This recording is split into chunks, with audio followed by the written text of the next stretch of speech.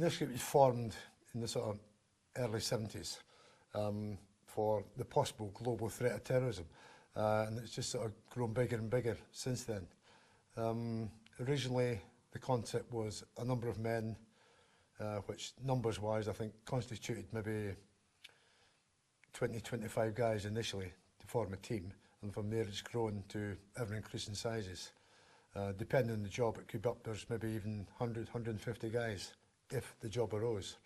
And it started off like basically protecting, let's say, the UK from terrorism, but now it's went global. Any sort of concern that involves, say, British government or any friendly governments, the counter-terrorist team can be called in to assist, or just off their own back, where it's just, say, British, or it might be there to help the Americans or other countries that are, let's say, friendly to Britain and their policies, of course. So the guys can be deployed worldwide at any time. The kiln house is where all the training takes place.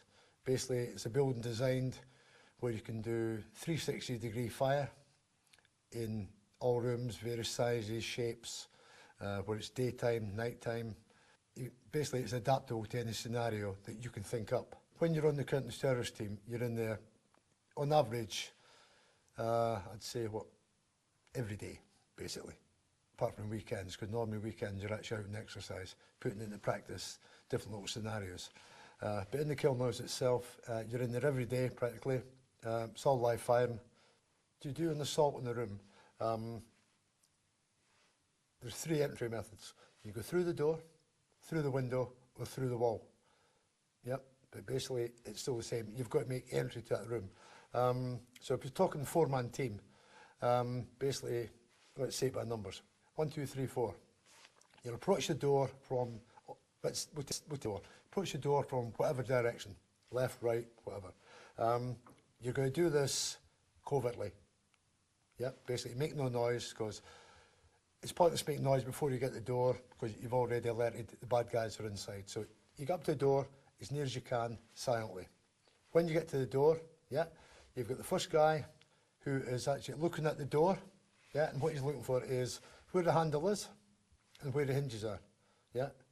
Because the whole thing, if you can see the hinges on the door, yeah, the door will normally swing towards you. If you can't see the hinges, the door will normally swing inwards, yeah. But you've got an old adage, in any building, doors always swing into the rooms, yeah. But the thing is, that one day you might not check it, and you're trying to put the door inwards, and you find it comes outwards. This could happen, yeah. You end up looking pretty stupid, and you also might end up dead, right? So you're checking the doors for these sort of things, yeah. You're also listening to see if anybody's inside, yeah. You could also be looking, if it's dark, even in daylight, you get light coming through the bottom of the door. So that in itself may help you to know if it's occupied, yeah. So that's basically the first guy's job's there. The number 2, he'll be there as cover man, covering the guy, yeah. Because if he's looking at the door, yeah, his attention is distracted from other things. So number 2 is normally the cover man, yeah. Number 3, yeah, he may be the guy who puts in, let's say, the distraction. We've all heard of flashbangs. So number 3 may put in the flashbang. But deviate again, number 2 may put it in. And then again, number 1 may put it in, yeah. You try all these different scenarios. Number 4, in the 4-man team, normally he's what you call the corridor man, yeah. You're busy, occupied at one door, you've got to think about the rest of that corridor, or perhaps other doors. So the number 4, he is like your eyes and ears again. He's looking up and down the corridor, yeah, looking in case anybody maybe steps out another room further up the corridor or adjacent to you.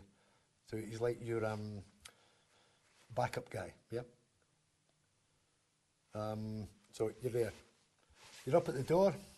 Once you're on position, you decide which way the door opens, whether it's left or right, inside or going inwards or coming outwards. You're in position. The rest of the teams are in position at their doors, yeah.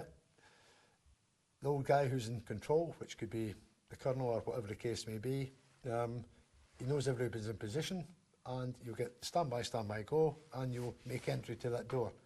Now that could just be a simple matter of turning the door handle, or using explosives to take the hinges and the handle off and going in that way.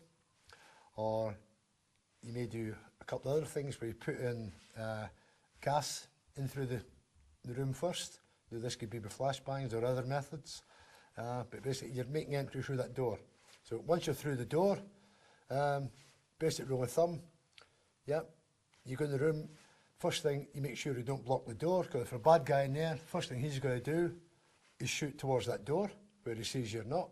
So you make sure you're clear of the door. Now you can either go left or right. The first guy in goes left, the second guy going in goes right. That way you dominate the room. Yep. And you can cover it left to right in one arc and right to left in the other. Make sure they overlap. That way any bad guys in there, they're taken out and any hostages can be spotted. So once you've done that, you've got control of that room, then you can move on to the next room. If you had up-to-date intelligence, you knew exactly where the hostages were, and you maybe have like descriptions of them. When you went into a room and let's say you take out some bad guys, if you've got hostages there, you know who they are, you can confirm who they are, but you still treat them as if you didn't know them. You treat them, not roughly, but you've got to treat them with a little bit of, how can I say, firmness. Yeah. Remember, if somebody's been held hostage, yep, no matter for how long, and you're going in there to rescue them, these people are going to be hyper. Yep. They're going to be high. They're in there.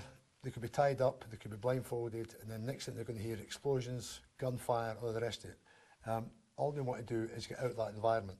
So they can just jump up and maybe perhaps run to that room that they've been held hostage in. Yeah? So what you've got to do is when you go in there is actually contain them. Yep.